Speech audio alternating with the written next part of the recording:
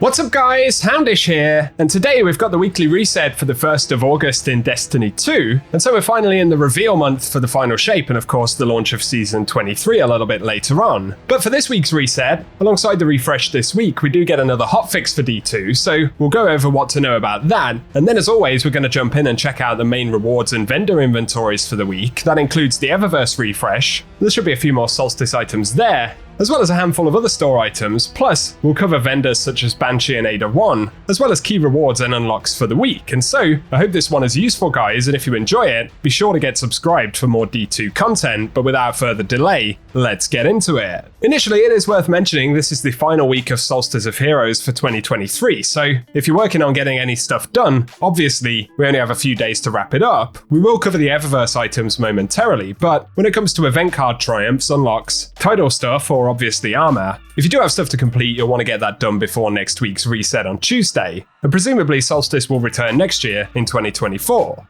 In relation to Solstice though, there are a couple of minor updates inside of the patch today, so this is update 7152, and for Solstice they say they fixed an issue where not all expected activities on Neomuna were counting towards the Solstice challenge in the hot seat. On top of that, they've enabled sparrows in the Bonfire Bash activity, and they fixed an issue where players were unable to finish the quest to Guardian in Shining Armor. So a couple of positive Solstice updates right there, but for gameplay and investment we can see here, for armor, they fixed an issue where the armor mods bolstering detonation, focusing strike, impact induction and momentum transfer could provide more ability energy than intended, and those have now been re-enabled. So that's another positive, and for power and progression, they fixed an issue where the Warlock aspect Child of the Old Gods would not provide the right amount of health and ability energy, and finally for Guardian ranks, they say they moved the Guardian rank requirement for the armor charge mods from Guardian rank 6 to 7. So a bit of a mixed bag right there of changes in the patch today, some of them pretty useful though, and it's good to finally have those armor mods re-enabled. And now as we get into gameplay stuff, we can see initially on sign-in, double Nightfall rewards are active this week. Bungie haven't been advertising whether we get boosts or additional drops and things like that in the next week in Destiny card, but fortunately for this week we do get double Nightfall rewards with the Fallen Saber as well, so that's a positive,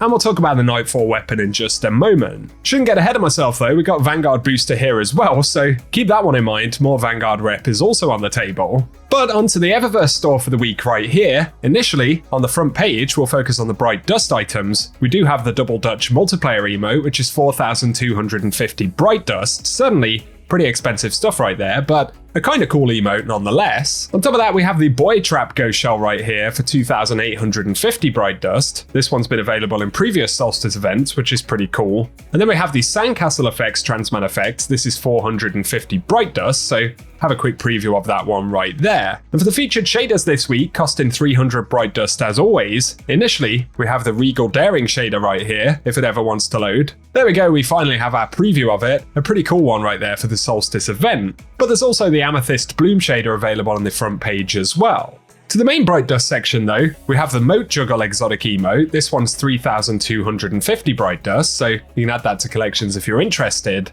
And there's the Guarding Glaive legendary emote, which is available for 700 Bright Dust this week. That's actually a pretty cool one right there. And then we've got the Festiveness Shell for 2,850 Bright Dust. This is a new Solstice item for this season. A rather curious looking sort of birdhouse ghost shell or something going on right there. And then we've got the Off My Lawn exotic sparrow here as well for 2,500 Bright Dust. That's a pretty interesting looking thing.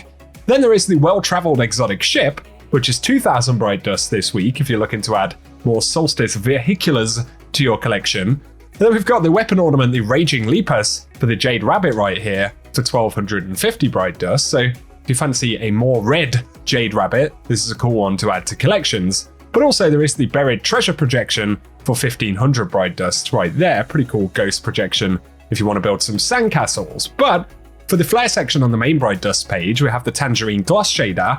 As always, these are all 300 Bright Dust. Some pretty interesting colors going on right there. There is also Oiled Algae available this week on the main Bright Dust page as well.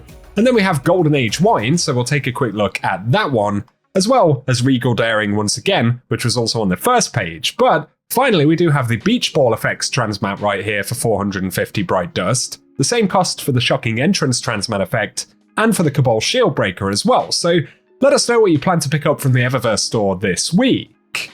Next up though, let's get onto Banshee's featured weapons for today. Of course, some of these weapons will change throughout the course of the week, and other weapon rolls will switch around as well, so if you see something you like, it is good to kind of try and grab it as soon as possible. And on the front page for Banshee here, we've got the Lodbrok C with perpetual motion and target lock, and then we have Nezarec Whisper with tilted windmills and adaptive munitions, as well as the combined action hand cannon, and this has got perfect float and kill clip in the traits. Then there is a Tarantula right here, linear fusion rifle with field prep and rampage, as well as the Royal Chase with slideways and quick draw.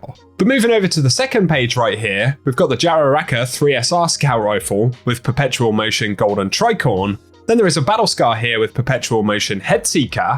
Also the Redback sidearm with stats for all and turnabout, as well as the funnel web right here, with steady hands and focused fury.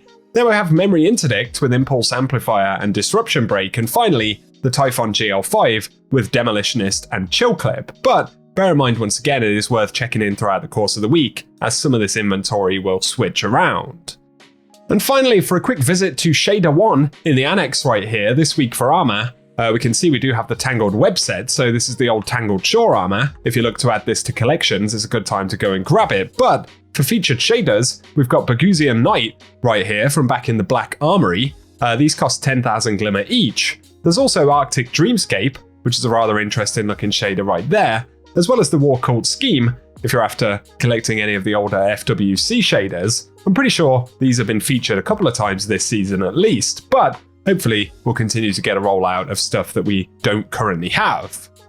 Moving on though to a couple of final activity related things right here, and for the Root of Nightmares this week we do have the Cosmic Equilibrium Challenge, so Mikkel's Reverence, the sidearm, is the featured weapon if you fancy trying to pick that one up. Plus moving over to the weekly Nightfall, this time around we have the Fallen Saber, and so the Loaded Question Fusion Rifle is the featured weapon. This is an arc high impact frame fusion rifle, so pretty good archetype. And looking at the popular traits, in the first slot, we have Overflow, Autoloading Holster, and Envious Assassin as the top 3 bonuses, but it can also roll Demolitionist, Under Pressure, and Firmly Planted. Then in the second trait slot, it can roll Controlled Burst, and landing every shot in a burst grants the weapon increased damage and reduced charge time for a short duration. We can see that is the most popular second slot bonus, but it can also roll Reservoir Burst, which is another really good one, as well as Frenzy, Eye of the Storm, Pugilist, and Harmony. So combinations of Overflow and Controlled Burst or Reservoir Burst are really good. Frenzy is an okay bonus as well in that second slot, but Reservoir and Controlled Burst are obviously more appealing.